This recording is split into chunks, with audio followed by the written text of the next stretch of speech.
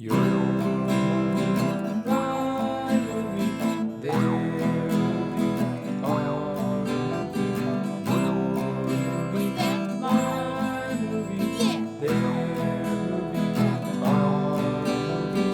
Your movie, my movie, their movie, our movie. Yeah! Hello, listeners, and welcome to Your Movie, My Movie with Dan and Steve. I'm Dan. And I'm Steve. In this episode, we're talking about one of my picks, the 1999 movie Random Hearts, directed by Sidney Pollack. Mm-hmm.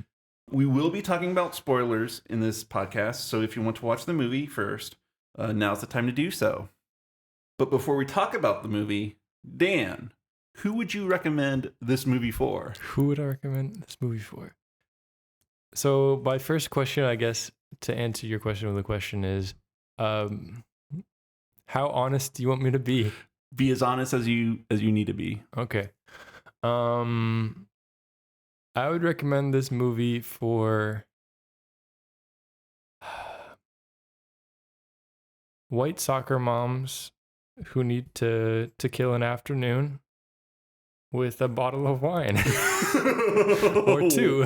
Wow.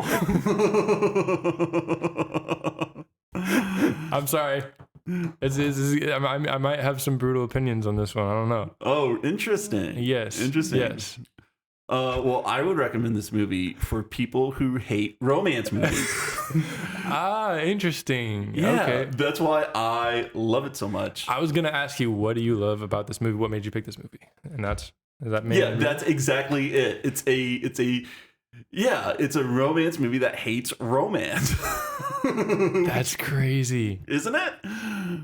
Wow. Okay. Does that put the whole movie in a new light for you? It does. It does. That's such an interesting perspective. I would have not thought of it like that way. Mm-hmm. Where do we start now? Okay. Well, that makes sense though. This movie is not what I expected it to be at all. Mm-hmm. But I guess I don't know what I expected. Okay. Yeah. Where do we start talking about this? Like, where do we start at the beginning? Yeah. Where do we start? Do you want to start at the beginning of the movie itself, or do you want to talk about the theme? Okay. Well, first of all, it stars Harrison Ford, right? It's a 1999 film.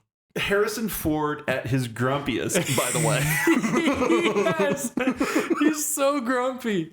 Oh, yeah. 1999 is set in Washington, D.C. Mm-hmm. And it's, Harrison Ford is a cop who does like internal investigations for the police force, right? Yeah. He investigates other cops. Yeah. So not only is he suspicious of people, he is suspicious of cops, which means he is suspicious of everything. He's like the narc who narcs on narcs. Yes. And the love interest to this movie is, Kristen Scott Thomas is the actress. A 37-year-old white lady running for a Republican Congress. It's in New Hampshire. Well, the movie kind of, it kind of lampshades a little because Harrison Ford, as the cop, he's testifying against a defendant who's black, and he has a lawyer who's a black woman, and she's like, what was it like? Well, the lawyer that's kind of against him, right? I don't know. Yeah.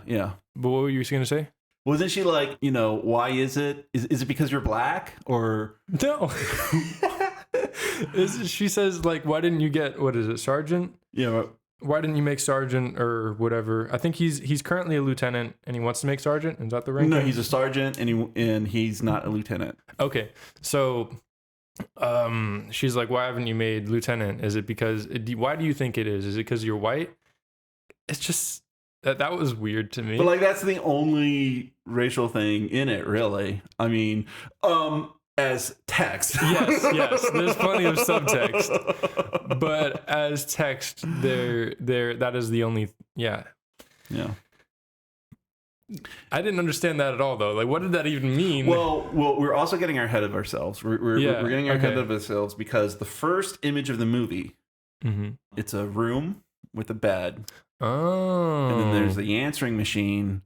And then you... Oh, yeah. Okay, yeah. Yeah, and then you hear the voices from the answering machine, but you don't know who they're from or what the context is. You also hear that lovely jazz piano score.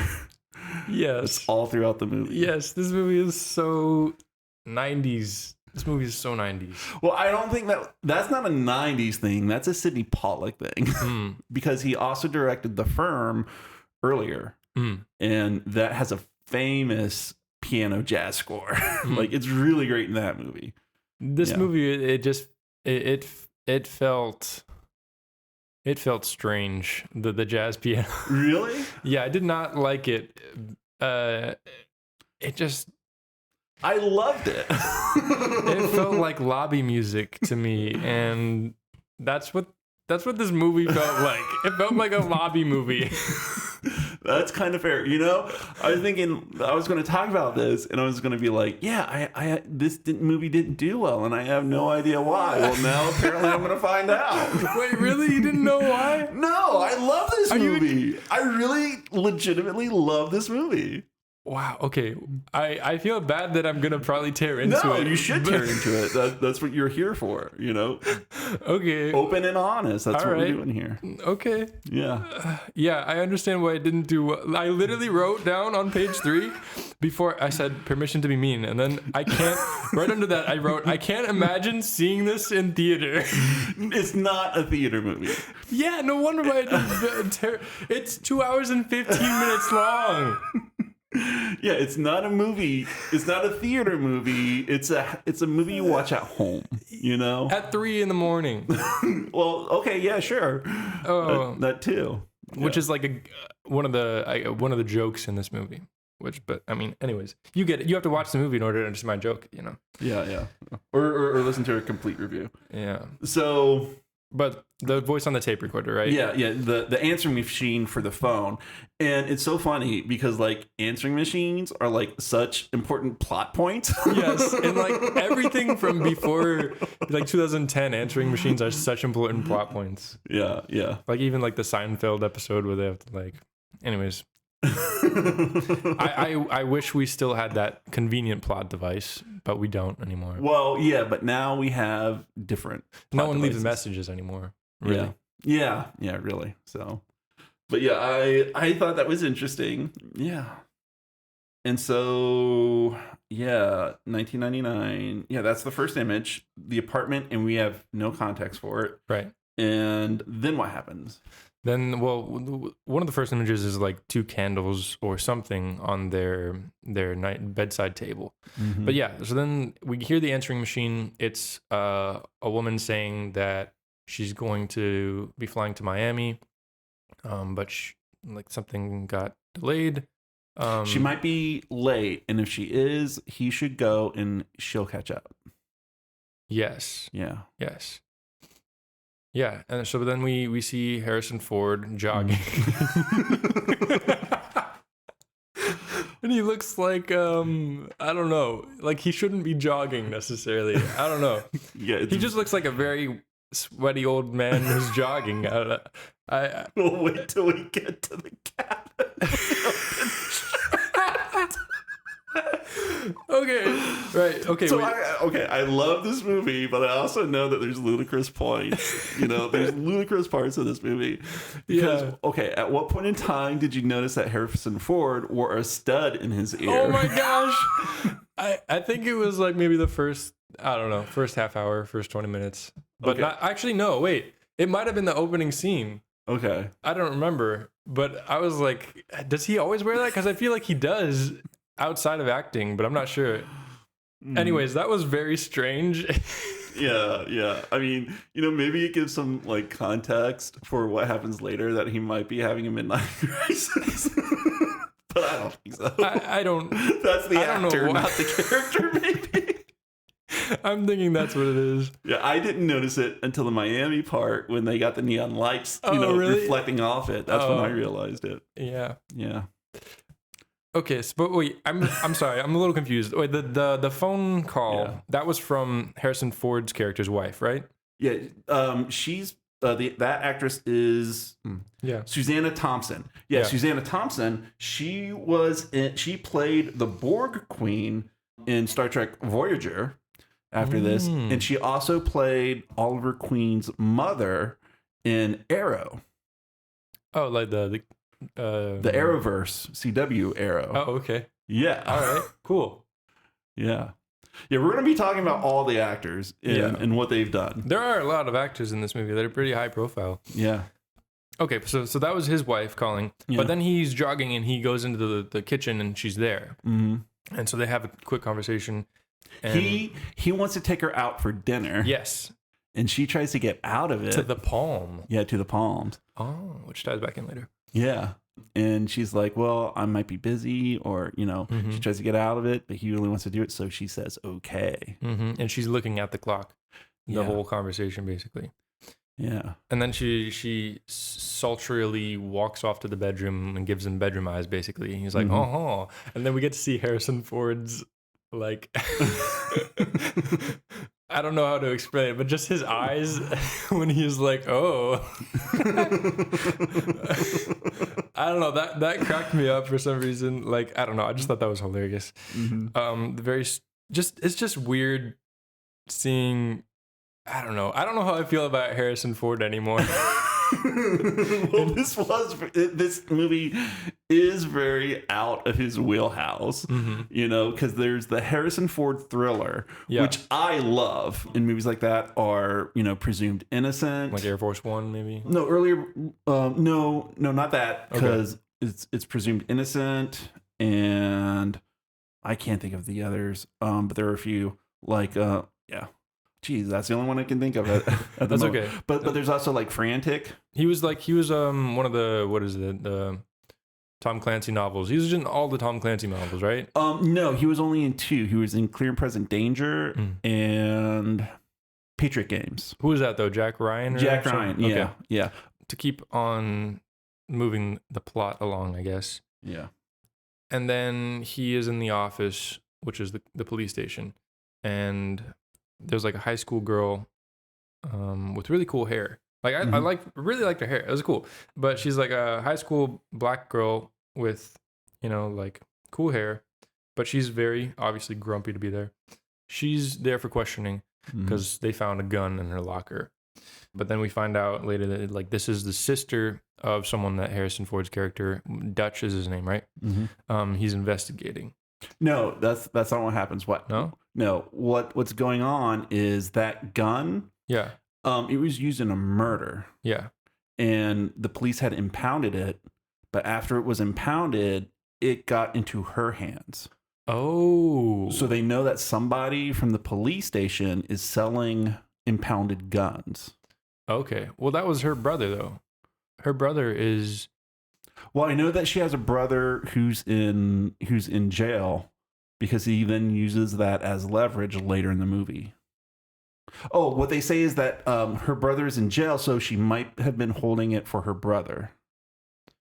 But it wasn't sure. But it's ambiguous about if that's guns for her or if it's her brother. But that's like a minor point. But, okay. All right. Yeah.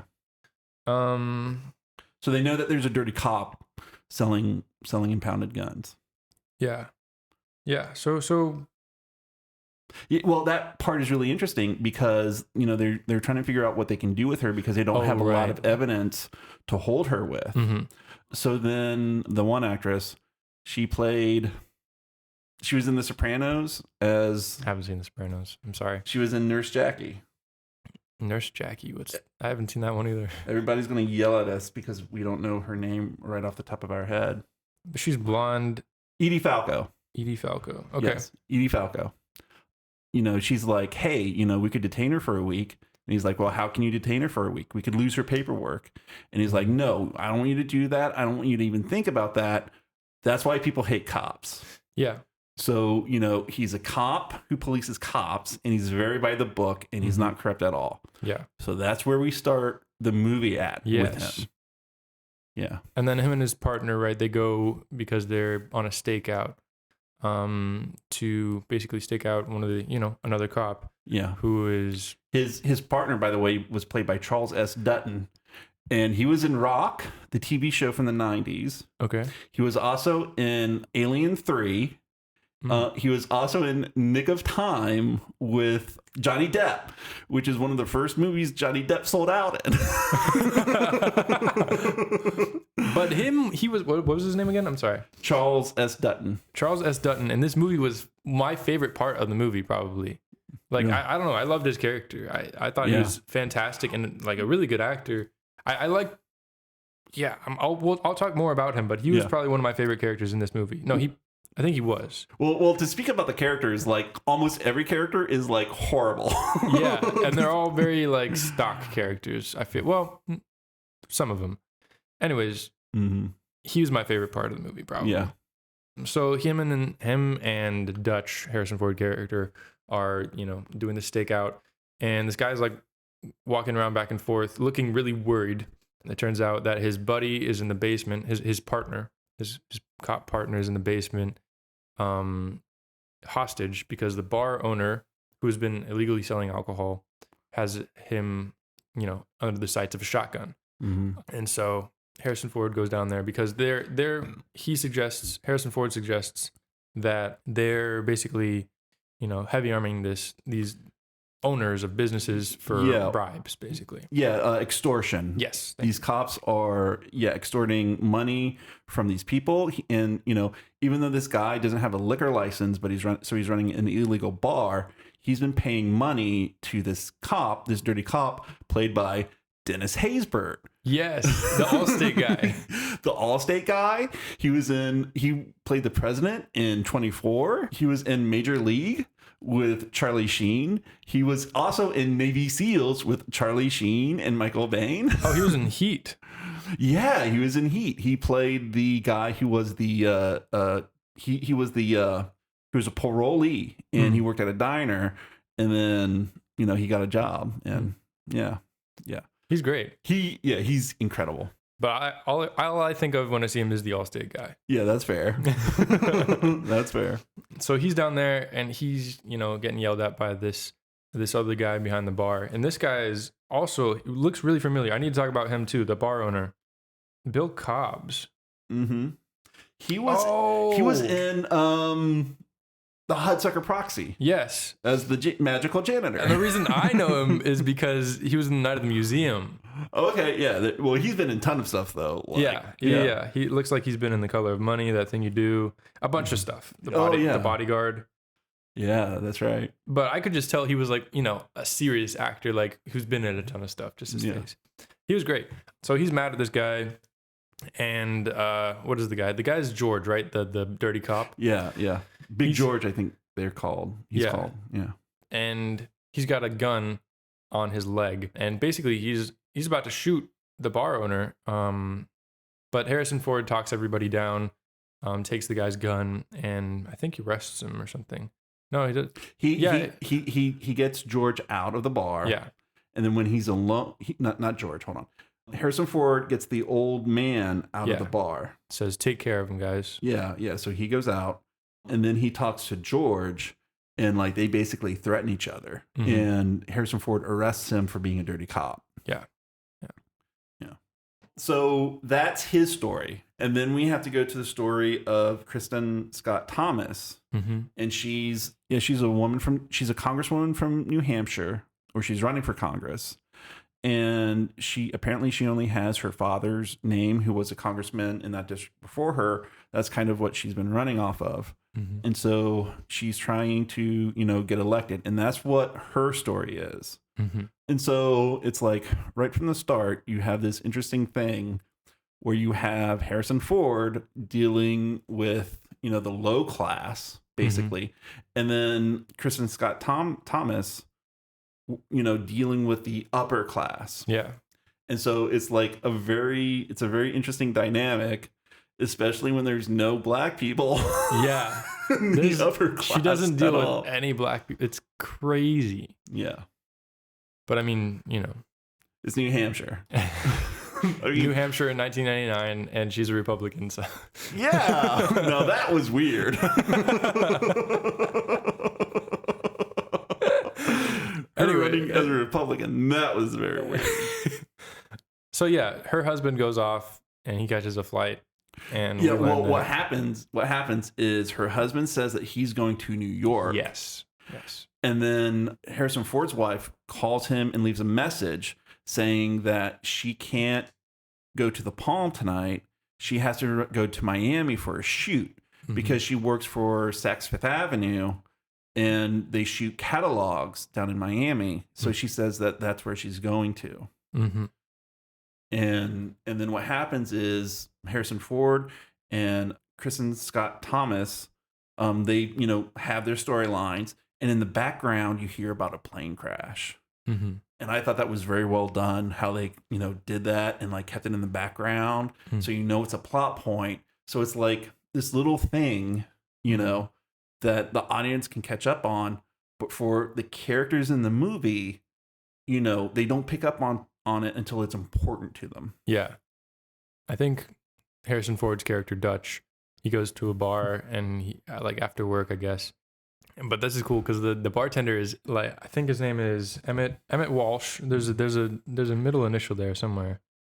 But he's the super famous like character actor who's been in like everything from Blade Runner to I don't know. He was in Sneaky Pete, but that's a show that not many people probably have watched. But he's in it for literally one scene. He was in Blood Simple. But I thought that was cool. His name is Emmett Walsh. Okay, there you go. He was uncredited. That's crazy. But anyways, he's in it for only one scene. I thought that was cool. But that's where he learns, right, that there was a plane crash. And that's when he asks Emmett Walsh for quarters to make a call with the payphone. And that's when Dutch starts investigating. Back when they had payphones. Yes. Also. Yes. So then there's like, that's kind of Harrison Ford's driving force in this movie is he investigates. He's an investigator. He needs to get to the bottom of things, and he has questions and he needs answers. That's basically one of the main parts of his character. Yeah, absolutely. So that's also a weird part of this movie. It's almost like a thriller, and that there are these things that he needs to find out. Yeah, but it's not like because of drugs or a conspiracy or anything about that. It's like why did my wife fuck this other guy? Yeah, so it kind of plays out. It's like it's not a thriller, it's just thriller adjacent. Barely. Well, yeah, no, that's what I thought. I came into this movie thinking it was going to be a 90s Harrison Ford thriller, but it was not. I don't know. You told me that it was sort of a romance, so I should have known, but well, the name is Random Hearts. After I was like, okay, this is a strange movie. Yeah. But basically this movie takes forever to get anywhere. That's why it's so slow. Did I find a movie that was slow paced for you? Yes, because it doesn't, like the stuff doesn't matter. Like this is the type of movie that can be fast, that can cut things out. There's no atmosphere building in this movie. You know what I'm saying? You don't need it. You're completely wrong. What? Yeah, there's tons of atmosphere because, there's the piano jazz score. Here's the thing. There's atmosphere, but there doesn't need to be atmosphere. It does need to be atmosphere because it's a romance. But it's not a romance. We haven't even gotten to that part yet. But you don't need atmosphere. You don't need 2 hours and 15 minutes of this movie. Maybe. Because, here's the thing, though. I think there's also a disconnect because who is this movie meant for? To be fair, you are young and I am old. And I think that's one of the reasons why I also like this movie so much. It's definitely for old people. Yeah. And that, when you're older and you have to navigate social the social circles and people and friends and relationships, you have to be very careful in how you do that. That's fair. There is a lot of like Yeah, there's a lot of social like politics amongst these people in their interpersonal relationships. Yeah, yeah. So that might be the disconnect there. It's so boring though. I loved it. I'm glad you liked it, Steven. I'm glad you liked it. Okay, I'm officially the only person who likes this movie. Okay, that's fair. You're not the only person, I'm sure. I just didn't. I didn't enjoy it very much. I'm sorry. Okay, you have nothing to be sorry about. Okay. Your points are valid. Okay. Yeah. But if I got this script and if I was making it, you wouldn't tell me to cut it down by half an hour? No. But no. You wouldn't? I mean, where would you cut? What would you cut? I would cut out the amazingly slow. Everything is slow. All the conversations are so slow. But that's because it's building a mood. It's definitely building a mood. And it's a complex mood. No, it does pay off. It does pay off. But we'd have to get to the plot in order to show it. It's about a lot of things. Okay. It's very complex. All right. I actually want to get into that too. Okay. I don't want to just like crap on it the entire time. Right. So hold me back, I guess. But where do we start now? Okay, they're both on the plane, right? The politician lady's husband, I don't know what her character's name is. Colin, played by Peter Coyote, I believe. Oh, I'm talking about the politician lady, Kristen Scott Thomas. Yeah. Her name is Kay, and her character's name is Kay. So Kay's husband is on the plane as well as Dutch's husband. No, Dutch's wife. Dutch's wife. Yeah. Yeah, so they're both on the plane. Not only are they on the plane, they're sitting next to each other. Yes. And not only are they sitting next to each other, Harrison Ford's wife, she's not, they didn't book the seats as, his name and her name. They booked it as Mr. and Mrs. Colin, whatever it was. Yeah. And so it shows the divers of this plane crash, and they're like, it shows them underwater, both dead, but they're sitting side by side. So then basically the next part of the movie is, Harrison Ford trying to find out where his wife is, if she's on that plane. And he decides that he thinks she is.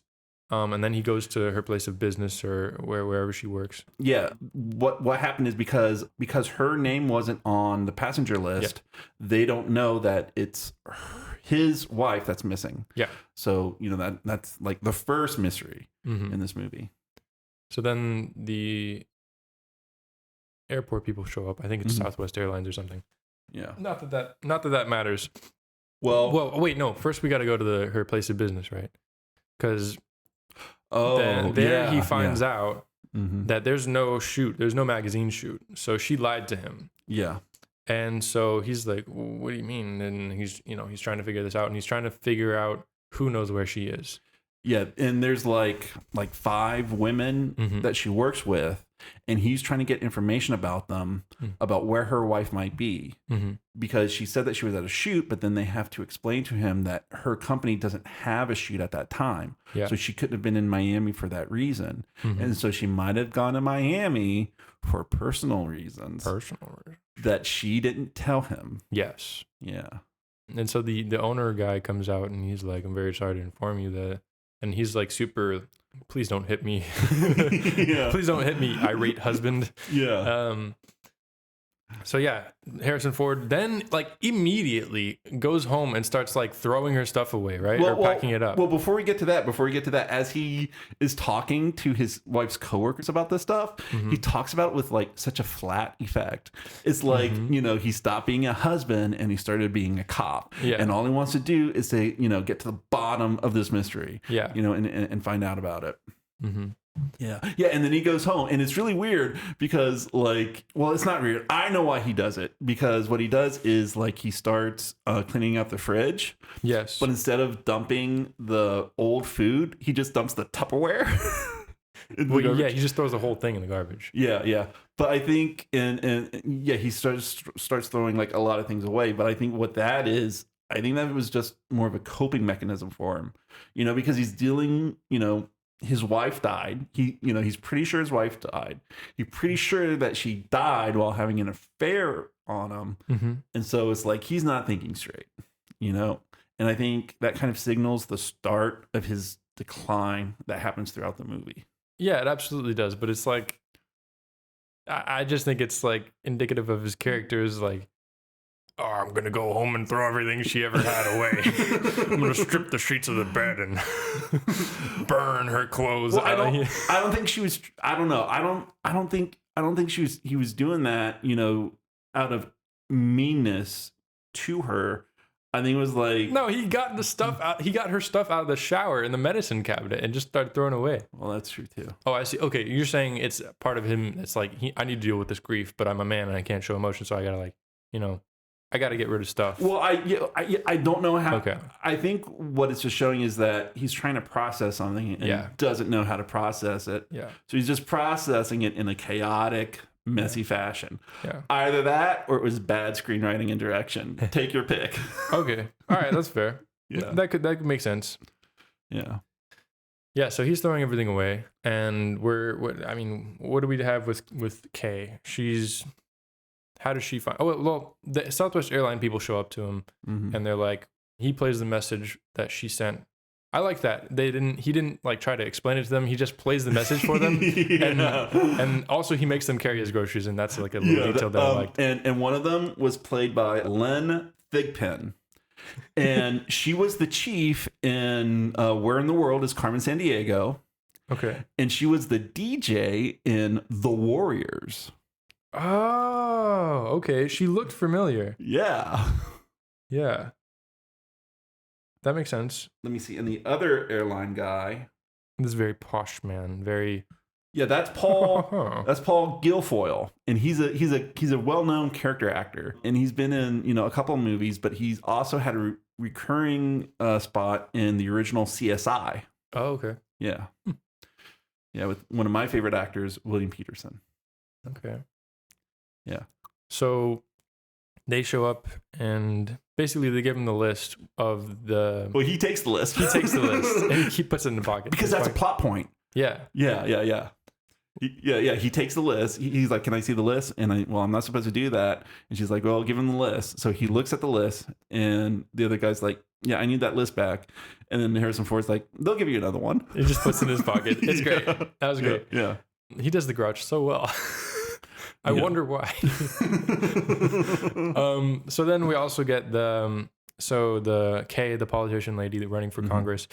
She is in the middle of taping basically a commercial for herself, a promotional, video. And then those people also show up to her, and they're like, and the reason why they find out is because nobody has called about that particular couple. Okay. And the reason why was because it was under her husband's Mr. and Mrs. Yeah. So, so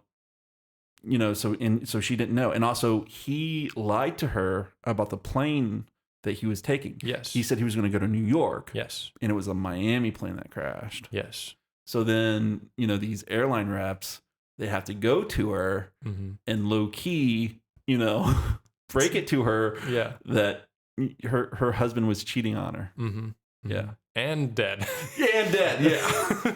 And he's dead. Yeah. So she's affected, kind of in disbelief and shock. She's like, they tell her that she has a certain amount of time to tell her daughter that, he's dead. Yeah. Before they release the whole casualty list in the press, they have to notify all the families first. Yeah. So then they basically try and get them both Kay and Dutch to go down to wherever the plane was. But separately, not together. Yes, separately. Yeah. Sorry. To identify the bodies. So can we skip to there? Well, that's kind of an interesting moment because Kay and her daughter, was her daughter there? Her daughter wasn't there. No. Okay, well, it was just Kay. And so what they do is they take the dead body and they put it up under the camera for the face. Yeah. And then the victims see it on a monitor. So Kay sees her dead husband and, she's affected. And then her friend, comforts her and, rubs her back and then they turn it off. But when Harrison Ford sees his dead wife, he just stares at that monitor and he just keeps staring. And then eventually they decide to turn it off. Yeah. So that's a bit of a character moment right there. I liked that. I didn't know exactly what it meant at the time, but I think that makes a lot of sense as far as Yeah. I did like that choice. But they're in the lobby, and before they identify the bodies, he sees her. I don't know. It's like his first glimpse of her. I don't know why that's important, other than maybe he knows that that's who is. No. Okay, no, he doesn't know yet. Yeah, I just think that's foreshadowing. Yeah. Because it's what is it? It's dramatic irony in that we as the audience, we know that there's a connection there, but the character themselves don't know that they're connected yet. Yeah. So, yeah. So then what happens next? They identify the bodies. Then Harrison Ford goes again into investigation mode. Yeah, what he does is he looks at the list that he got from the airlines, and then he looks at the list of casualties from the newspaper, and he figures out who it was based on that. Yeah. Kay's husband. Because the one husband who didn't also have a dead wife. Yes. That's how he figured it out. Yes. Yeah. Okay, so then they have the funerals. They show the funerals, and his wife's coworkers give him some of her stuff. Well, it's not just that. He starts, as soon as the funeral ends, he starts interrogating his wife's secretary. Yes. Like, it's a full on. He's in cop mode. He's in cop mode. He doesn't even wait. He just goes in full cop mode and like interrogates her. Like, oh, well, my wife was in Miami. Like, what other dates was she in Miami? And she's like, I don't know. This is a funeral. He's the kind of guy that you would never want to like work a service industry job and have to deal with him. Yeah. Anyways, sorry. Yeah. And she's like, I have some of her personal things from her desk. And he's like, I'll take them now. And yeah, he looks it over back at his place. And then she has the funeral, and she talks about meeting her husband for the first time. And it's all very emotional and stuff. And she doesn't know yet. Oh no, she does know. I'm sorry. Well, she's still kind of in denial. Yeah. She's very much in denial, and she hasn't had confirmation that her husband has cheated on her, whereas Harrison Ford has. So then I don't know. The next part's blurry in my mind. Well, what happens is Harrison Ford visits her. Yes. Yeah. Finds her apartment and just goes to her apartment. Yeah. It's so funny. Yeah, Dutch visits her.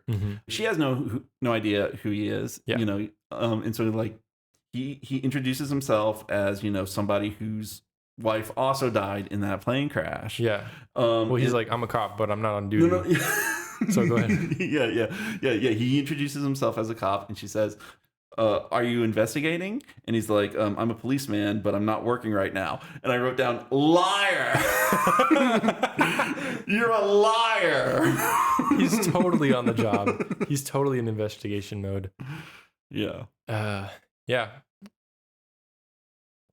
So then they talk, and he's like, basically, he wants to confront her and be like, yeah, what did you know, and when did you know it? Yeah, our partners were cheating on us.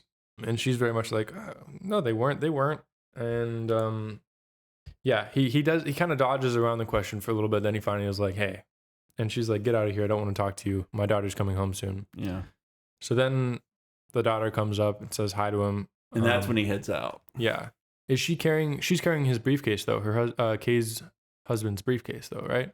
Stuff. Yeah, the stuff from the plane that they left downstairs. Also, the daughter, this is what I thought this was hilarious. The daughter is Kate Mara. Yeah. Who I know from this like dumb comedy movie called Zoom from 2006, starring Tim Allen as a superhero Flash type character. Yeah. You've seen it? No, but I know of it. Yes. I watched that movie so many times. We had it on DVD as well. Well, what really made her, she really made her mark in House of Cards. Okay. Yeah. That's how she got well known. Gotcha. Well, she's a good actor, but yeah, I think she was also in The Shooter with Mark Wahlberg. Yes, I'm looking at her IMDb type thing, and it's Shooter. She was in Brokeback Mountain. She was in Iron Man 2. She was in The Martian. Fan Four Stick.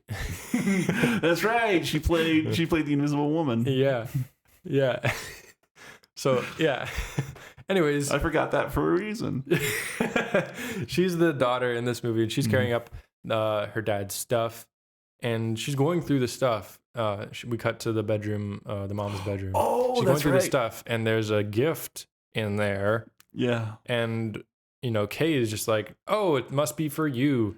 But she knows it's not for her. So she hands her this very expensive bracelet. Well, I don't know if she knows if it's not for her or not. I don't know at that point. I don't know. I know that we know, and that's enough to make me uncomfortable in that moment. Yeah, she just gave her daughter the gift that her husband was going to give to his lover. Weird. But she may not have known that it was for her. I think she knew, but she was trying to cover it up for herself. I think she was still denying, but also trying to make it seem like to her daughter that everything was still cool. I gotcha. So yeah. Also, well, question: if you're writing this movie, let's say you're writing this movie, the guy gave, it was a bracelet. Would you have it inscribed with the name of who you were cheating with? Would you have it inscribed? I feel like that would make things go too fast. Okay, that would make the plot progress too quickly. Okay, that's fair. And this is a slow movie. This is such a slow movie. Okay. Yeah. This is just... Yes. Yes. This movie is very plain to me. I'm sorry. But even everything about it, the cinematography is the most practical, boring 90s cinematography. It's just... There's nothing interesting about the way it looks at all. Anyways, I'm sorry. I don't know. I like some of the close-ups. Okay. All right. So there's some interesting shots in here. All right. Maybe. Like the empty room. Okay. Yeah, I like the empty room shots. And when Harrison Ford and Kristen Scott Thomas are in the car for the first time. Mm-hmm. Yeah. Okay. Those are all close-ups. Yeah. In the cabin. Those are close-ups too. Yeah. That are very interesting. Yeah. Yeah. Okay. Okay. Wait, what part of the cabin? The sex scene? Yeah. Yeah, honestly, that was the best looking part of the movie, I guess, even though it's just Harrison Ford. Harrison Ford sliding his hands. He's just pawing at this pawing at her woman. panties. This poor 30s. Okay, how old is he during making this movie? It's well, he couldn't have been that old. It was only 99. He was probably in his 50s though. Yeah, and she was supposed to be in her late 30s. She's supposed to be, but she's an actress, so we don't know for sure. And it's not that. There was no chemistry though. You think so? Well, that might be the point of the movie though, and we can get into that later. Maybe, but I don't think that movie is that self-aware. I think it is. I think it really is. But we'll get to that. We'll get to that. All right. Okay, I don't want this episode to be as long as that movie is. How do we talk about it more? Okay. So what happens next? Okay, so Dutch goes home. He goes. They go through the things. Yeah. Okay. Wait. He goes home. He finds out that the bartender from earlier is dead. Yeah. He's bloodied up in the back of a trash compactor. A dumpster. Yeah. Mm-hmm. And so... And the girl who had the gun from high school, yes, she was there. The girl with the cool hair. Yeah. She's in the crowd just watching the crime scene investigators do their job. Exactly. Or actually not do their job. The crime scene investigator was smoking a cigarette and I don't want to go through that dumpster. Well, Alcee also points out that this is not a internal affairs case anymore. Yes. This is a homicide case. Yes. But Harrison Ford is convinced that Dennis Haysbert, did this. Mm-hmm. Mm-hmm. So he's investigating. He's doing another investigation that he really shouldn't be doing anymore. Yeah. Well, he kind of should be, but it's not his jurisdiction. But he is investigating the guy. Yeah, George. But he should not be investigating the death, is what his partner's saying. The death of the witness against the guy. Yes. Yeah. So we get there, and then we go back to... They have another conversation again. He says to, Kay, what's the last thing that about your husband that you remember that is true? Mm-hmm. And that's kind of what he's trying to get. That's what he's investigating this whole time. It's what's the last thing I know of my wife that was true? Did she actually have feelings for me? And if she lost feelings, when did she when did those feelings leave? Did she really love, the other guy, or was it just sex? If it was just sex, why? So it steadily becomes an obsession for him. Oh, for sure. Yeah. Yeah. And so what he does is, he doesn't, he tries to investigate his wife and her whereabouts, but he also investigates the congresswoman's husband. Yes. And that's what causes Kay to finally sit down and talk to him and confront him about this stuff. Yeah. He stalks her. He shows up on her jogging route. Yeah. Yeah. Yeah. That was wild. Yeah. So they have a conversation. She's like, leave me the crap alone. Yeah. She wants to move on. She doesn't care anymore. She doesn't want to know. Yeah. Ignorance is bliss. Yeah. And also, it's better for her campaign to be ignorant about it, because if it gets out, then she's toast. Right now, she's a sympathetic widow. But if it finds out that her husband was having an affair, it's a whole scandal. Right. So she's like, don't tell me, I don't want to know. But she already does know. Then we come back to Harrison Ford investigating. I thought this was a great line. He goes to George's wife, right? The dirty cop's wife, her place of business. Yeah. And he's like, I'm here to ask you some questions. And she's like, he was with me. And he's like, when? And she's like, whenever it is what you're going to ask me about. Yeah. I thought that was a great line. Yeah, he doesn't get anything out of her. But then later on, we found out that really pisses off George, obviously. Okay, so then he goes and investigates more of his wife, Kay. He goes and he talks to, I'm going to call her a black-haired fashion lady. She is an incredible character. She's a strange, interesting character. I think she might be my favorite character in this movie. That's because fair. She's so ambiguous. Yeah. She is so ambiguous. Yeah. Yeah. Yeah, basically what happens is she's like, yeah, this happens to some people, and that's just the way it is. And he's like, would you have told me, she goes into a story about how she spilt milkshake on her outfit when and so she went home, and when she went home, she heard her boyfriend having sex with somebody else in the shower. Yeah. Okay. Yeah. And so she was like, yeah, it really hurt me. But in that moment, I forgot that I was seeing somebody else on the side. Yeah. So she just it completely denied it. And she said, I made sure to never go home early again. Yeah. She would make sure that she called ahead before she went home ever again. So, it's that thing where it's like that dance, some older people will play where, you have to keep up appearances, but not everything is as it seems. Yeah. And she said that without affairs, she would feel old without that sort of, what is it? Involvement. She said romantic involvement with other people. She would feel old, which I thought was, it's a very interesting theme. The fun of life is over is what she said. Yeah. Which, I mean, okay, here's my take on that. If you're married to somebody that makes you feel that the fun of life is over, get a divorce and get married to somebody that you can still have fun with while being married. Now, I know that's very difficult for a lot of people to do, but I mean, I think that's the better, wiser choice. Yes, much more than just basically betraying your partners constantly. Yeah.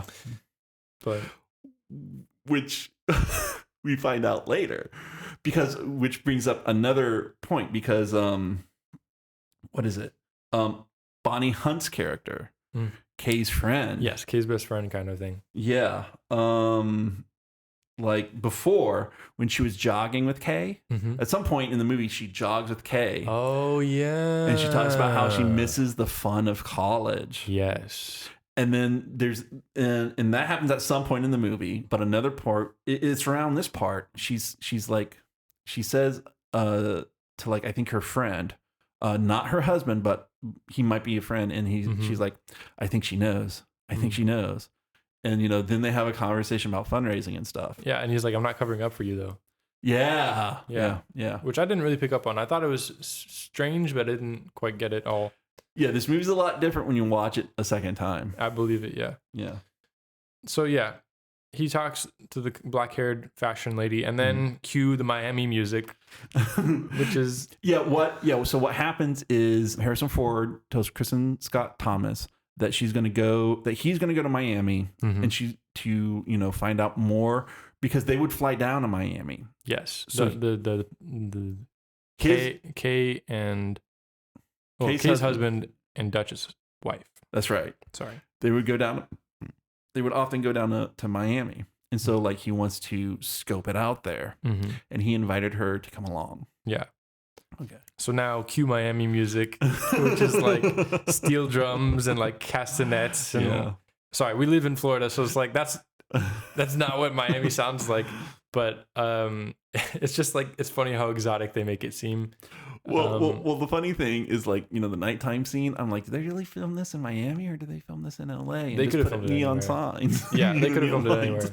Although the walking part around, when they're walking around Miami, I was like, okay, that actually does kind of feel like downtown Miami. That might be Miami. Or, I mean, they did a good job of making it feel like it. Yeah, either way. Yeah. But yeah, so they're in Miami.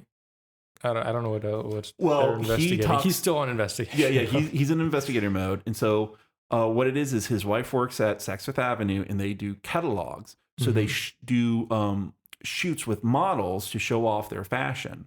Yes. So he talks to a photographer that his wife worked with to like, he asked the photographer, the photographer pours them both a cup of coffee, and he's like, yeah, did you know, did my wife come here on these dates? And he's like, I don't know. And, he's super shady. Everyone is like super, I don't know if I want to talk about this with the guy. Well, which is understandable, but that's the theme. That's the theme of this movie. Yeah. It's like, when somebody is cheating on you, you're the last person to know.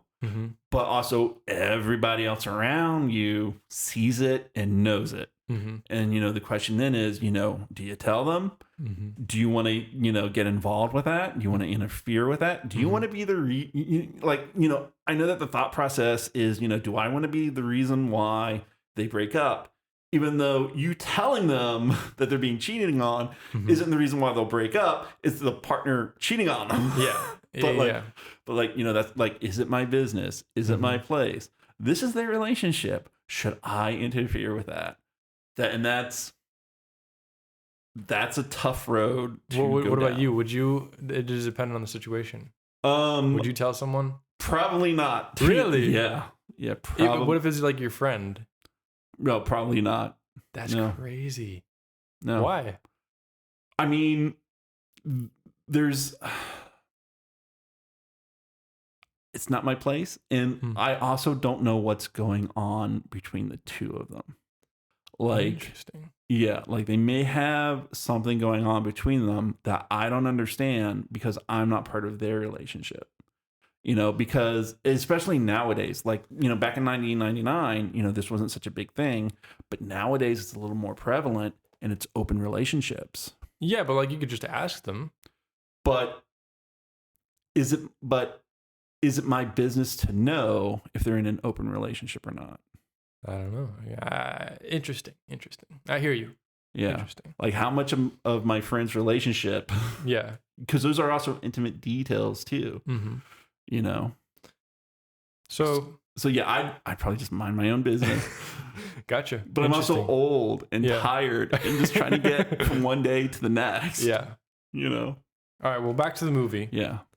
The fashion photographer is like, well, Harrison Ford asks him, "Did you sleep with my wife?" Yeah. He's like, "I'm gonna ignore that, because you're grumpy." But he doesn't answer the question, which I thought was hilarious. Like, we don't know. It's a lot better than that. It's a lot slower. Sorry. Yeah, Harrison Ford asks, it's very. Did you sleep with her? Did you sleep with her? And he just takes his cup of coffee, and he just pours it out, and he's like, "I know you're hurting because of your wife's death. So I'm going to excuse that question." And then he walks away. Doesn't answer it at all. But yeah, also pretty like, I don't know. I liked that performance. I thought that was cool. Yeah. So then they go to this club. Dutch and Kay go to this club. It's called the La Rocca Club or whatever. Yeah. Or La Rocca, which I think is funny because I had a professor whose name was LaRocca. Mm-hmm. Anyways. But it's one of those steel drum, Yes. Yeah. dancing places. Harrison Ford is like, did your husband like classical music? And she's No. He's like, did you like Latin? Does he like this kind of Latin stuff? yeah. She goes, no, my husband liked classical music. He's like, are you sure?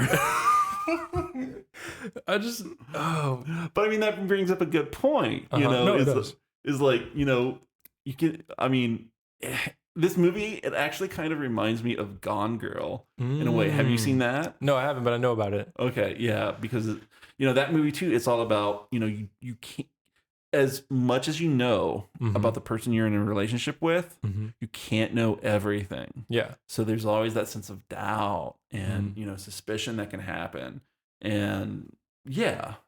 You think your partner, but also, the thing is like, we all evolve as people, so it could have been like when she knew him, he only liked classical, but, either, he evolved and he liked Latin, came to like and enjoy Latin music, or he was introduced to it yes, by Harrison Ford's wife. Yeah. And decided to enjoy it through that. Yeah. So they go into the club and they're like flamenco dancers. And it's very like, erotic dancing. It's like, it's not like erotic dancing. Well, more like sensual. It's very sensual. The dance partners are very like, yeah. So they're both uncomfortable. And they start to leave. Harrison Ford is basically leading her out by her shoulder or whatever. And a stranger's like, yo, that's Kay, whatever her face is. Take a picture. Well, she's my congresswoman. Yes, she's my congresswoman. So snaps a picture. Well, not only snaps a picture of her and Harrison Ford coming out of the club, but then like hands it to Harrison Ford to like take a picture of him and Kay together. Yes. So there's 2 pictures taken. And so then they leave and... Well, they leave and she's like, oh my God, newspapers might get those pictures. And Harrison Ford is like, hold on. And she's like, what are you doing? I'm going to go get the film. And she's like, you can't mug people like that. You really are a cop, aren't you? Is what she like basically says. Yeah. So, but then he doesn't go after her. She's just like, it'll get out. And then that's when they have a talk where he's like, sooner or later, everyone knows everything. Which I think is kind of like sort of the thesis of this movie, maybe. Yeah, everything comes out in the end. Yeah. Also, I liked a detail of this where everyone in Miami basically is a couple around them. And all the background actors, all the extras are like making out and hugging and stuff. And it just like elevates that feeling of them being betrayed. It's just like everyone's a happy couple except them, and they're heartbroken basically. Well, that might explain what's about to come next. Because what happens next is like, she's like, what time is it? My flight out of here is 9. And he's like, well, it's 8:00 now. Why don't you stay over? And she's like, no, I don't want to stay over. So then they both get on the same plane, but they sit, a few seats away from each other. They have to pretend like they don't know each other so as to not, arouse suspicion as her being like having an affair right after her husband's death. Yeah, but this part, it's really filmed from Kay's POV. If you notice, because it's like her watching him. It's supposed to be very like, tension building. Like the sexual tension is supposed to be like building here as they try to pretend like they don't know each other. Yeah. I don't know if it was like, it didn't feel very effective just because I don't think they pulled it off. I don't think Harrison Ford and her had chemistry. It was just like, well, let's go ahead and we'll talk about it after we talk about what happens next. Yeah. Okay. So they pretend they don't know each other on the plane ride. They get to the airport after they land, and then they just start talking to each other. He's like, so what are you gonna do from here? And he's like, well, I'm gonna go home. Take the metro. Yeah. Well, the metro's closed, and so why don't you ride in my car? I'll give you a ride. And he's like, okay. So they walk to her car, and she gives him her keys, and she's like, you know where you're driving, you take the keys. So he gets in the driver's side, she gets in the passenger seat, and then she starts wailing on him, just being mad and pissed angry. Off. Yeah. But I think that's part of the, the denial, and she's hurt because it's like, earlier she said the two of them were talking, and, and it was that thing where, he wants to know. Mm-hmm. And she's like, why? You can't divorce them. Mm-hmm. So it's like they're both angry at their partners for cheating on them, Mm-hmm. but their partner is dead, so they still have to grieve them. Yeah. And that leads to very complicated emotions. I did like that aspect of this movie, but again, yeah, I did like that aspect. I'll just say that. Okay, maybe not executed as well as it could have, is what you're saying. Yeah. Yeah, so then she wails at him, and and then he just just headbutts her with his mouth, basically. Yeah. It's just I don't know. I don't think I like any Harrison Ford love scene. It's just very yeah. Yeah. It's rough. It's like she's angry at him and fighting him half the time, but she's also making out with him.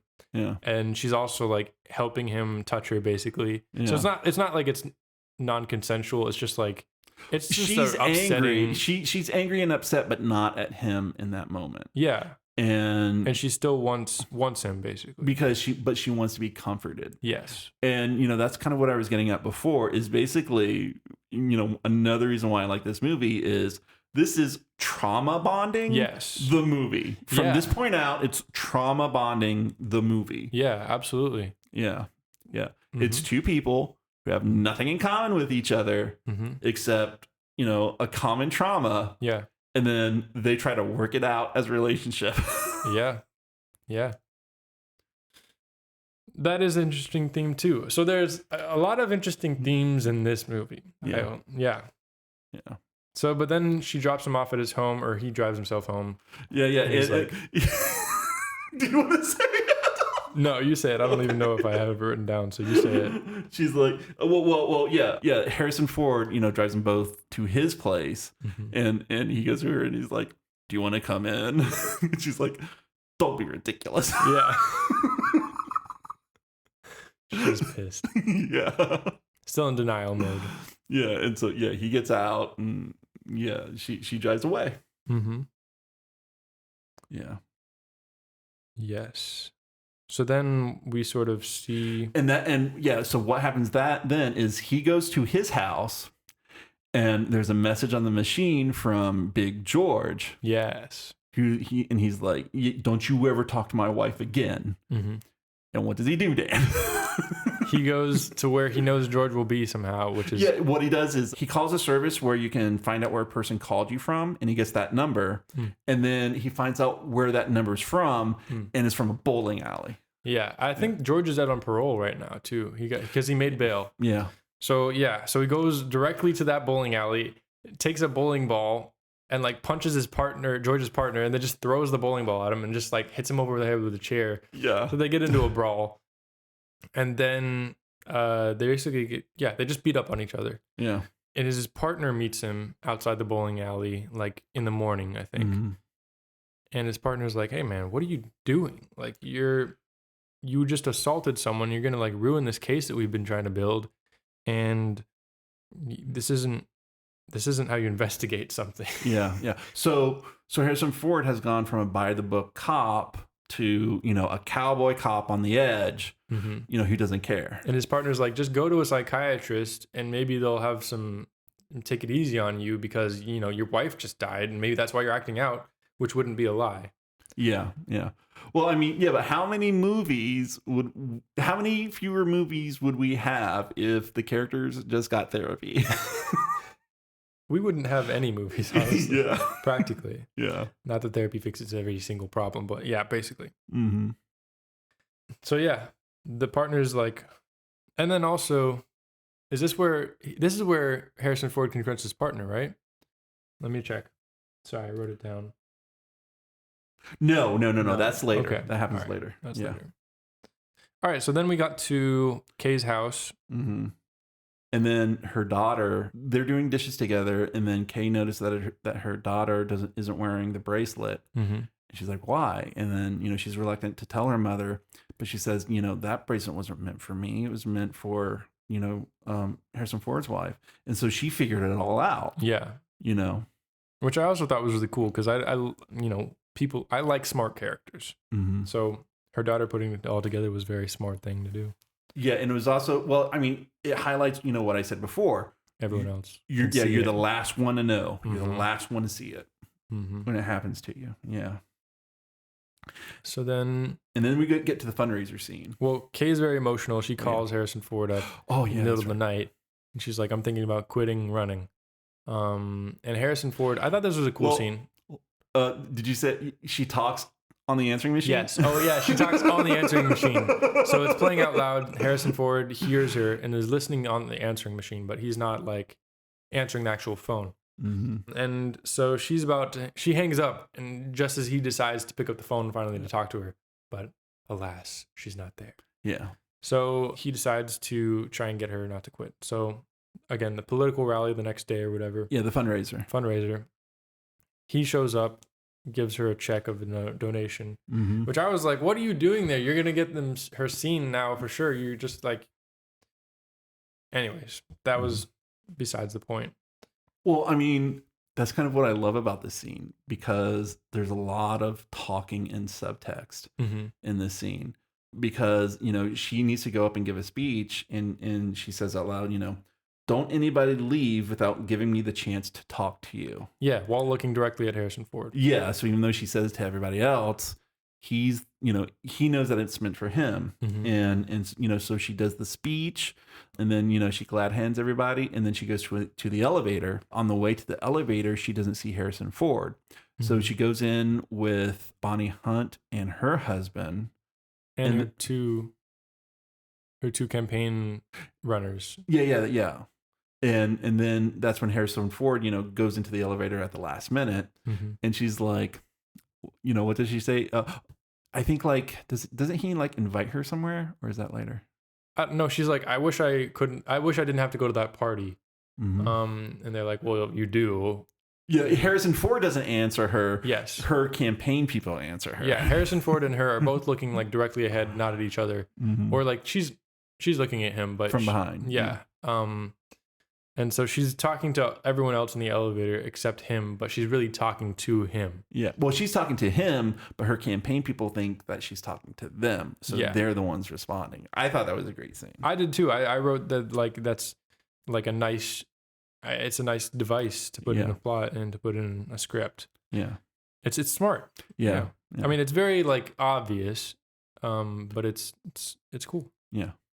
So then he leaves a map on her car windshield, directions to a place in the middle of nowhere. Yeah. And she decides to go.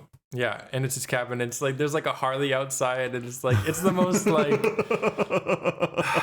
did you ever watch Parks and Rec? Yes. It's like Nick Offerman's like man cabin where he runs away from everything. Yes. It's so ridiculous to me, but I mean, it's a nice cabin. Sure. Whatever. But anyway, so he's like out there like whittling on the front porch like a man's man or whatever. And she shows up, and so she's like, let's cut the small talk. Let's not litter this relationship or whatever. I thought that was interesting too. And so then well, yeah, and she's like, she does all this talk about, do we have a future, and all this other stuff. And then he just goes up to her and he says, I was thinking about your mouth. Yes. Oh my gosh. I was like, did I hear that right? Is that what he said? Is that how you get the girls? Okay. The most insane way to talk. I was thinking about your mouth. And then he just just punches her with his lips. Yeah. And then we get to that, sex scene. But I thought this was interesting. She says, no one else knows who I am anymore. And then he says, I know who you are. And then they... Yeah. Well, I mean, she's also... I mean, that's one of the themes. She's facing kind of an identity crisis, at this moment, who is she? She's not a wife anymore. And she's trying to be a congresswoman, but she's not sure if she, like, later, at the end of the film, she's like, well, I don't think I didn't have what it takes to be one, so, and she doesn't have her own identity. They kind of talked about that earlier in the film when they said, well, you have no record. Yes. To run for Congress. Yeah, exactly. So, she hasn't, I get the feeling like she hasn't really found herself yet. And it's also that thing, it's like, and this comes up like later in the scene. Well, not this scene, but like later in this part of the movie where it's like, do you like me because you like me, or do you like me because our partners cheated on each other and this is how we're getting revenge for them? And this is how we're getting close to our partners again, by learning new things about them. Yeah. In a weird way. And we're also comforting each other because we're both people in need of comfort. Yeah. So trauma bonding. Yes. Yes. Back to the sex scene. Like, it's just, I just wrote down he's old. And just like, to me, it's just so awkward. And just like, I don't know. It just felt so awkward and weird. But again, the cinematography of this scene was probably the best in the movie. Okay, yeah. Weirdly enough. Yeah, and but then hold on. Well, they're laying naked in bed. Right after they had sex. Yeah. And this is the first thing she says to him. I have to know. Are you a Democrat? Yeah. Oh my gosh. She's trying to be playful. The ridiculousness. They're doing pillow talk. Oh my gosh. What kind of pillow talk do you expect from a politician? I mean, come on. That's the thing about this movie. It's just so vanilla, and like, I don't like anyone. It's about an annoying white politician who is following in her father's coattails, and a cop. It's right. Okay. And then she goes, are you hungry? I'm hungry. So then they go to eat, and that's where you see Harrison Ford in his button-down shirt that's completely open, and that's like you don't want to see. But there's a very interesting thing that she says at some point in this part of the movie where I don't trust this any more than you do. So they already have doubts about their burgeoning relationship. Yeah. They're being honest and open about it. And, it's like, it seems like she really digs him, but then like he starts talking about, their partners cheating. He's still investigating. Yeah. He's still obsessed with it. And like, I wrote this down, but then later she brings it up. He ruins what the two of them have by bringing up, their partners. Yeah. And so it's not just the two of them, it's still the four of them. Yeah. And, later on, she brings that up at, and, you can't have a relationship, based on that. Yeah, for sure. So then. And then we get to the mystery of the key. The mystery of the key. Yes. Yeah, because he finds keys. He finds keys. And he thinks it's to an apartment that his wife and her, Kay's husband shared. But he has no idea, where it's from, what it's a key to. Right. So he asks Kay about it. If she noticed any key that she didn't know. So she looks through her husband's stuff and she finds a key. And, she doesn't know, where it's to either. So then she sees that it looks very similar to the same key that Harrison Ford had. Yeah, exactly. And what's great though is like, Harrison Ford, he flings the key away, and then Kristen Scott Thomas, she throws it into the drawer and closes it. So it feels like, this is something that they want to know about, but then they throw it away and like resolve themselves to like, well, I'll never find out about it. So I should just move on with my life. Yeah. And then Kay has a lunch with Bonnie Hunt's character. Yes. Well, first we get to, we cut back to Dutch and his investigation. So this is where he barges into that high school girl's house. Yeah. And she says, no, I don't want to talk to you guys. And he just barges into her house. Yeah. And starts like, interrogating her. And she's like, I don't want to talk to you. And her partner is like, Harrison Ford's partner is like, he's like, you got to stop. You have to stop. You're breaking all these civil liberties, of this person.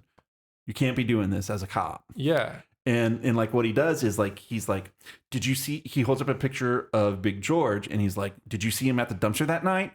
You have, your brother's in jail. He might be up for parole soon. Have you seen this guy? And, he's, trying to tell her, if you lie and testify against Big George, we'll get your brother out of jail for you. That's the subtext going on there. Interesting. So now Harrison Ford, he's fully become like, he's willing to be a corrupt cop at this point. Mm-hmm. That's how far, he's really fallen. So then his partner's like, what are you doing? And then Harrison Ford is like, oh, I bet you're on the take too. And basically like beats him up or like shoves him against this car really roughly. And why are you protecting him? Are you on the take too? Yeah. Yeah, that's what his partner's like, leave me alone. You're stupid, basically. And then we got back. Well, it's more than that. It's more like, how could you? Yeah. How could you think that about me? Yeah. That was a very heartfelt moment. Yeah. Again, his partner is one of my favorite performances in this movie. Yeah. So then we get back to Kay is having lunch with her like best friend or whatever. Yeah, because she has the money from the fundraiser. Yeah. So she needs to give it to Kay. Mm-hmm. Mm-hmm. So she's sitting down with her and she's talking about, she comes right out and tells her, this is like the first person other than Harrison Ford that she's basically admitted openly to that her husband was cheating on her. Mm-hmm. And yeah, she's, I don't know, do you want to take it away from this part? Yeah, so like they're talking and Kay is talking about, how, she was being cheated on and, all this other stuff about that. And as she goes on, Bonnie Hunt's character, she puts her she covers her eyes. Yeah, covers her eyes and, leans her head against her hand and, shying away and not saying anything. Mm-hmm. And she's like, and, Casey sees that Bonnie Hunt is like getting really upset by hearing this. And she's like, well, why are you so upset? It's only adultery. It's only bad if it happens, if you're involved, Mm-hmm. And that's when she realized Bonnie Hunt was involved. Yes. And that she, Kay's husband had an affair with her. As well. Yeah. Yeah. And that's where she finds out about the apartment. Yeah. She's like, we had this apartment. We haven't gone there in a year, or more. It's been forever, but yes, we had an apartment, and then she's like, yeah, I'm so sorry. And she gets up, Kay gets up and is like, well, yeah, like go ahead. she's like, oh, I'm so sorry. And like the first thing that Kay says is, shut up. I would have been so much meaner in that situation. Oh my God. Yes, but you're not a middle-aged white woman, drinking wine. She calls her pumpkin though, which I thought was I both thought it was great, but also we don't get a feeling that they have like a very close relationship. It didn't feel like they were close, but it was implying that they were. Anyways. Well, the funniest thing that I thought about that portion was like, Bonnie Hunt was so much more upset than Kay was. And it's like, I'm so sorry, so it's all about her and, the remorse and hurt that she's feeling from, being the adulteress. And, Kay's just like, oh, fuck this. I was, oh my gosh, I would have decked her, bro.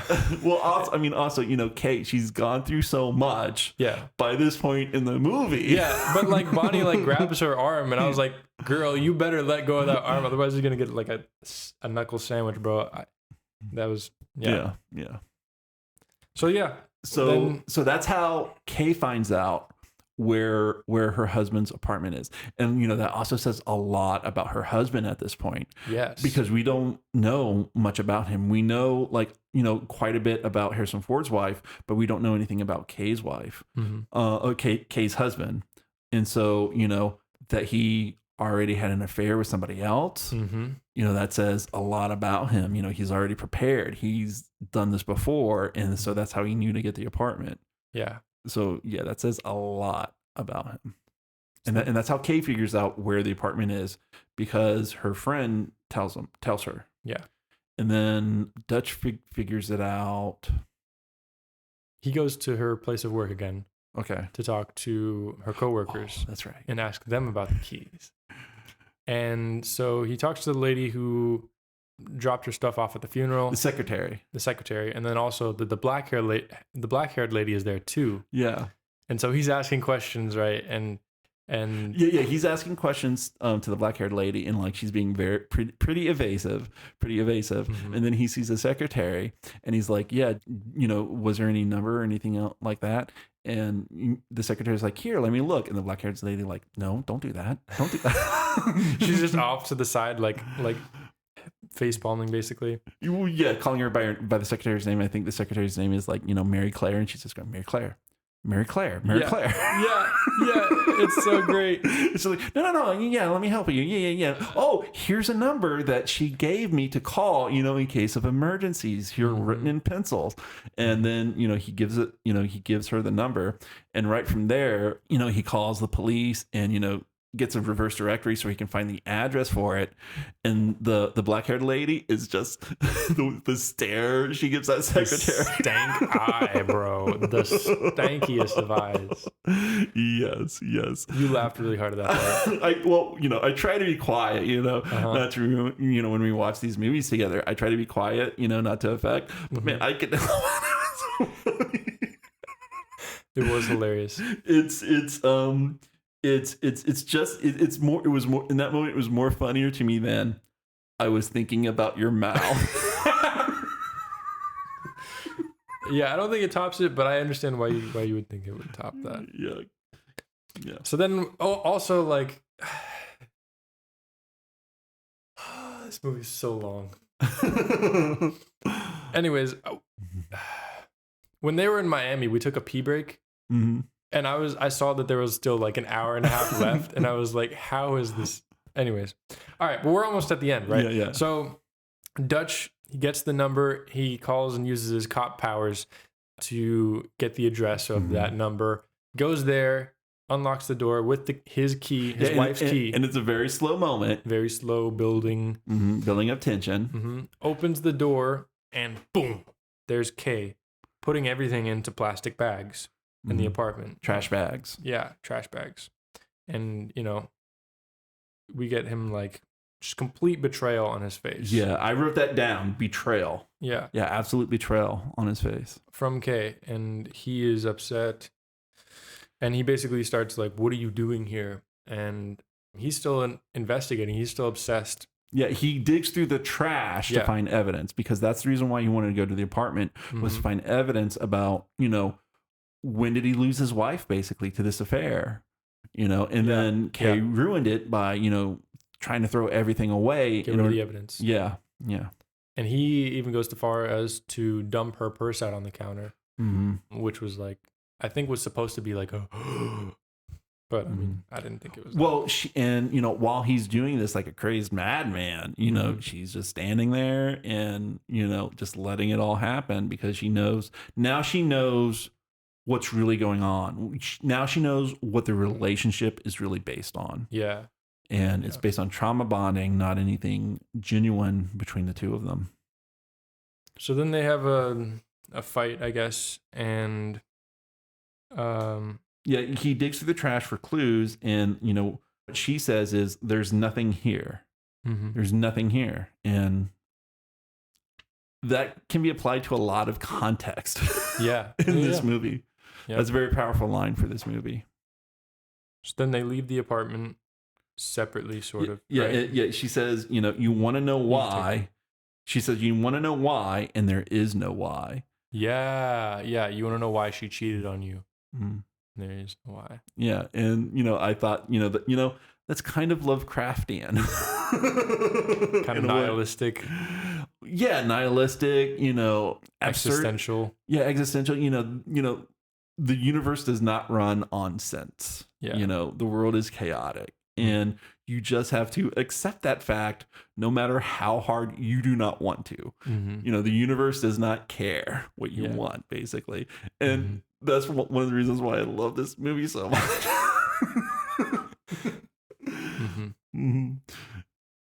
So they walk out of the apartment building and George shows up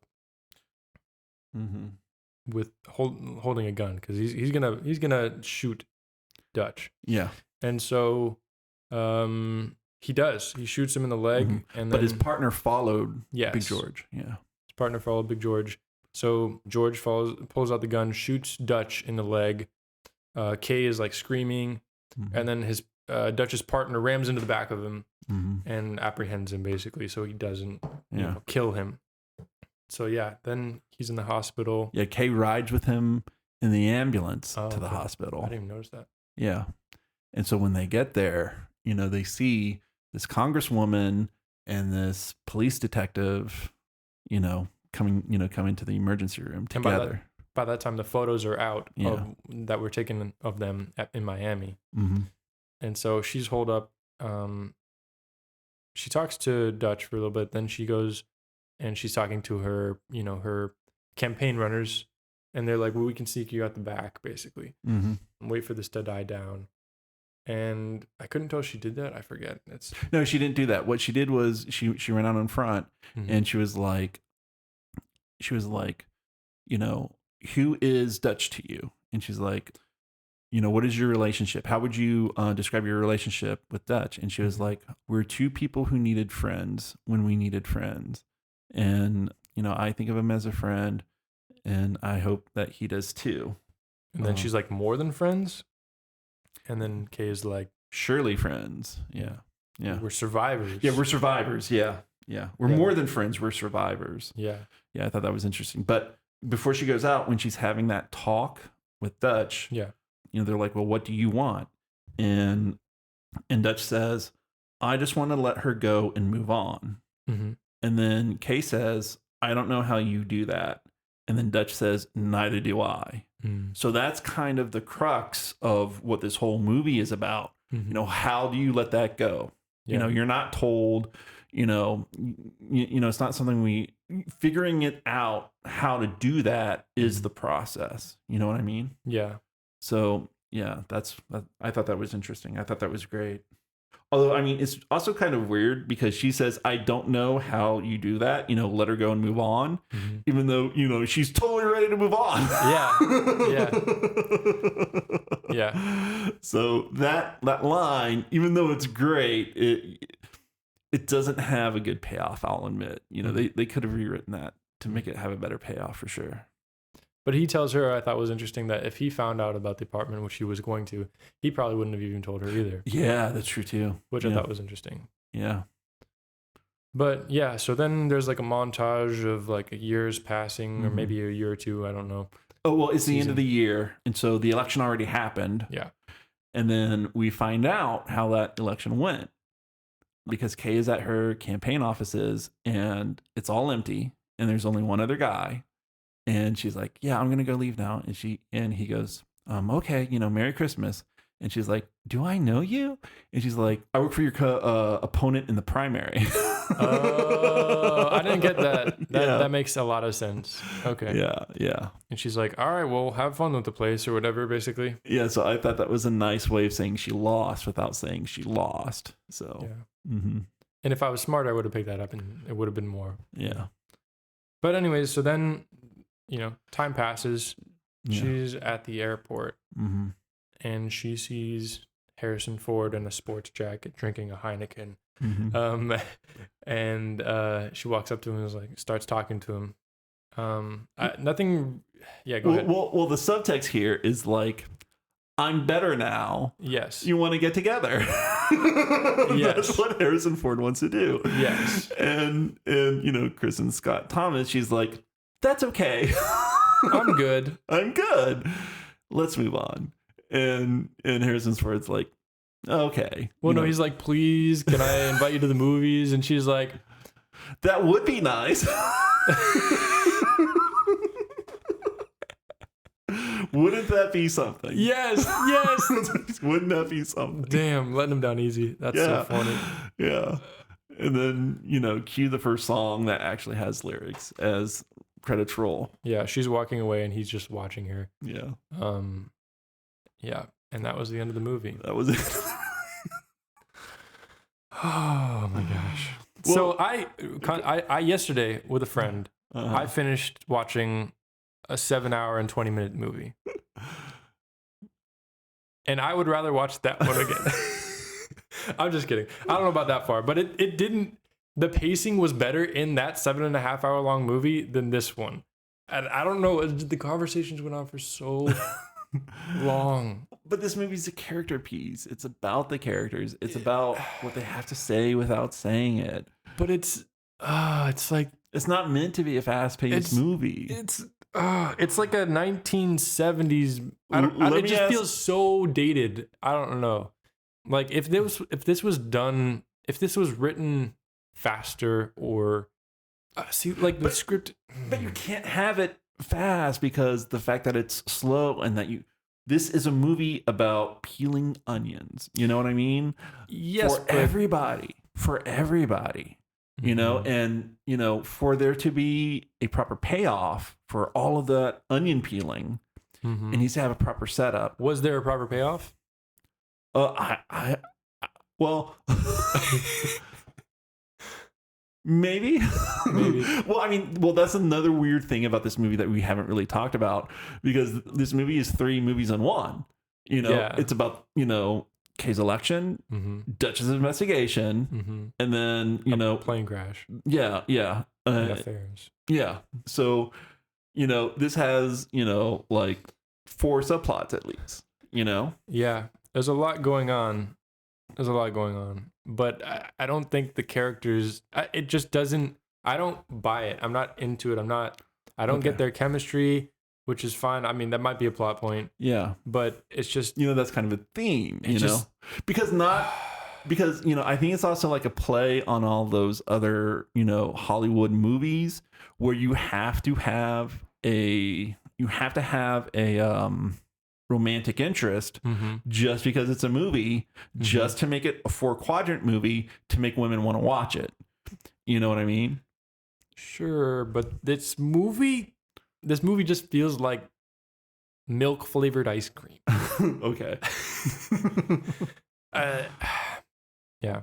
Okay. But again, the thing is, the script is well constructed, you know, is well structured, but there's just something lacking in it. Like if it was made by, I don't know, I feel like if it was made today, it would be, I would watch it and be able to palate it much more easily.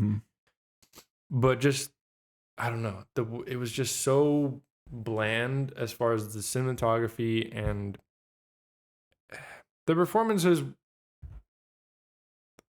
were not super great.